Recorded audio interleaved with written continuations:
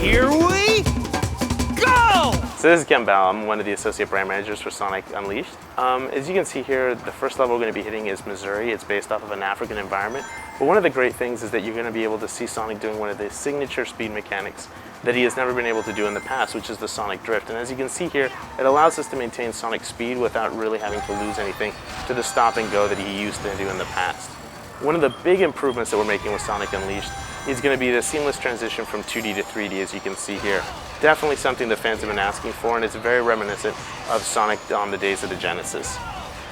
As you can still see, we have a lot of signature Sonic moves. We're going to have him grinding on rails, going on bumpers, doing the homing attack that we introduced with the Sonic World Adventure series, and we're also going to have him doing really interesting things like swing on post, example, and a lot of other mechanics that we're introducing for the first time.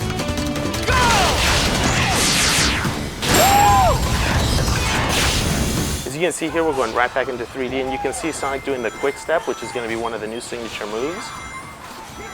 As you can see here, the faster you do that quick step, the more you're going to be able to not only just avoid obstacles, but also collect different pieces of the puzzle. For example, you're going to be able to collect sun and moon coins, and these sun and moon coins are going to be able to go ahead and unlock different levels that would not be available otherwise. You can also use the homing attack to go ahead and sort of grab on ledges and grab on different things that you haven't been able to in the past. We're also using the quick step to run on the walls, collect different rings, and we're immediately carried on into a different location here, which is sort of the tree environment within the Africa resembling level. As you can see here, we have a lot of different and branching pathways. You can go in a ton of different directions, and there's obviously a lot of depth and 3D dimension to it, even though we are doing what we're calling a 2.5D style gameplay. As you can see here, this is one of Sonic's new enemies. Depending on exactly how you time it, you're going to be able to progress and go through different areas. As you can also see on the bottom, the more Sonic gets hit, he actually doesn't lose his entire ring count like he used to in the past. We're definitely offering something a little bit more generous for the player there. And again, we're taking Sonic's classic loops, and we're going to go right back into a 3D style environment here.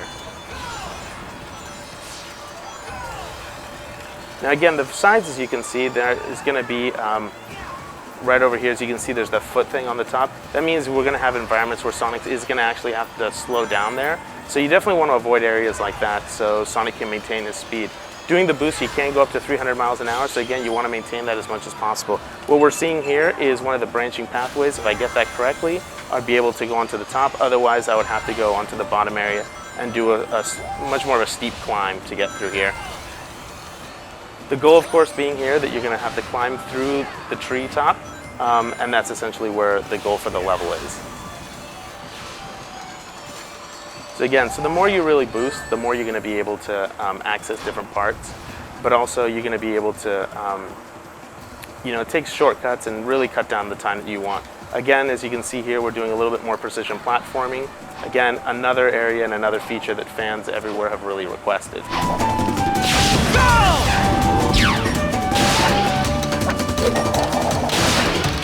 As you can see there's a video cassette tape. Those video cassette tapes are going to be used so you can unlock, again, sort of cutscenes so you don't have to replay the sequences.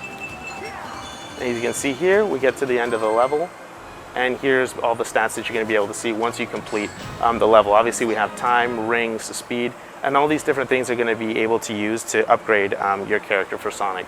So as I progress to the next stage, you're going to be able to see how many sun medals and moon coins we collected, whether I collected the videotape, and as you can see down there, this is what the videotape unlocks, which is video, so I can go ahead and access at any time. The experience counter is up there at the top, and it's going to be able to unlock ring energy or different kinds of speeds. And depending on how you want to use it, as you can see there, we're definitely going to be able to upgrade the speeds. The times 14 that you see on the side there, that's how many times I need to fill up the meter to get to the next level within that speed itself. And that's going to be the daytime Mazuri stage for Sonic Unleashed.